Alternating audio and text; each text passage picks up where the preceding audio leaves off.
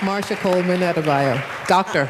Coleman-Adebayo. Thank you so much. I first wanted to acknowledge a small contingent here from Maryland.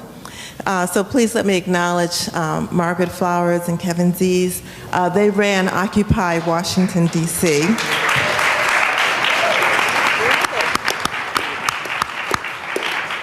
And they also provided a safe place for the No Fear Coalition to organize Occupy EPA. And we actually occupied the grounds of EPA on 4 occasions while we had our encampment at Freedom Plaza. So I'm very happy to be here. I also want to acknowledge my son, who's here as well, Olushina Adebayo. I was in a small bookstore a couple of months ago. Could you hold this for me? And I ran across a really fabulous little pamphlet. It's called The Responsibility of Intellectuals. And it was written by Noam Chomsky. And he wrote this small article in the spring of 1966. At that time, it cost 25 cents. And I should tell you, I bought it for $10, which talks a little bit about inflation. But he has one sentence here that I wanted to share with you.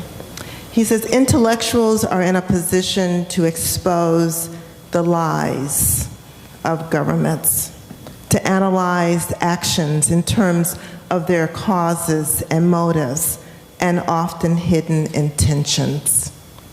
I think that's really important because what Noam is calling us to do is to blow the whistle. And that is really what we must all, I think, engage in.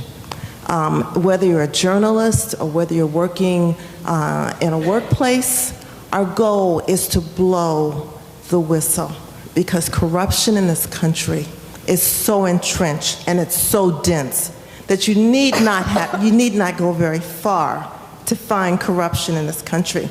The question that we all must answer, and the issue that we all face, is will we blow the whistle? And so my articles for BAR have focused on my role as an EPA whistleblower. I was the EPA representative to the Nelson Mandela government on the issue of the environment when the Mandela government came to power. And my job was to work with the new Mandela government to make sure that they understood some of the lessons that we had learned in the environmental movement in the United States and to transfer information and technology as needed. I found out that a US multinational corporation was poisoning a community in South Africa that mined vanadium pentoxide. Now you may ask, what is vanadium pentoxide? And I'll tell you, it's a substance that's buried deep in the Earth's crust, but more importantly, what is it used for? The CIA considers vanadium pentoxide a strategic mineral. Why? Because vanadium is the alloy that's mixed with steel that allows steel to have its flexibility to expand when exposed to hot and cold conditions. That's the reason why the steel in your car does not crack when it goes from summer to winter.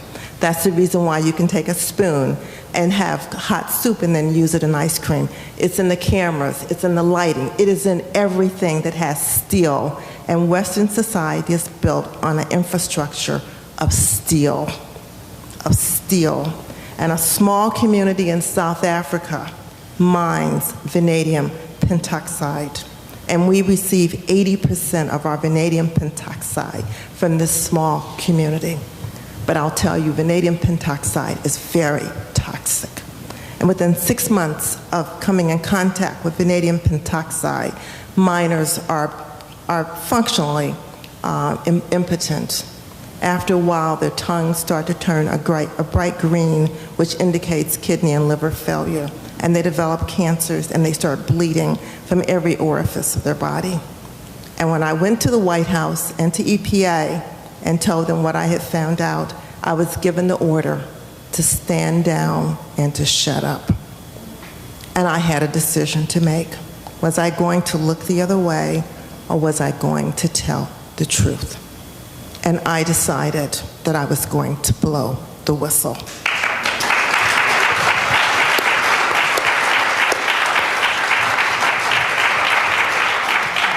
And bar has really given me the opportunity to blow the whistle on a regular basis. And as many of you know, chapters of my book have been running in bar, which is No Fear, Whistleblowers Triumph. So I'm very grateful to be here. I did want to blow the whistle on one issue before I turn the mic over to my colleague. And that is that the EPA is very similar to the rest of the federal government. The federal government is a very oppressive and repressive institution. And if you dare blow the whistle, the foot that is placed on your neck usually breaks most people. But in the past, the most whistleblowers had to confront when they blew the whistle in the federal government is that they would lose their job and never work again because, of course, at that point you're blackballed. But now they have a very insidious strategy in the federal government. And now it's something that I call workplace to prison pipeline. Because now, I know we have the school to prison pipeline. Now we have a workplace to prison pipeline. Because if you dare blow the whistle in the federal government, they will send you to prison. And we are now dealing with 3 black women who blew the whistle, not even knowing, because most whistleblowers don't know they're blowing the whistle. You find out that there's a problem, you report it thinking that everyone's going to congratulate you, not realizing that this is an endemic, corrupt situation, and now they're, basically your neck is on the block. And now these women are all facing federal prison terms. So the strategy has changed, the noose is tightening, and the government is determined, particularly the Obama administration, because we've never experienced anything like we've experienced under the Obama administration in terms of whistleblowers going to prison.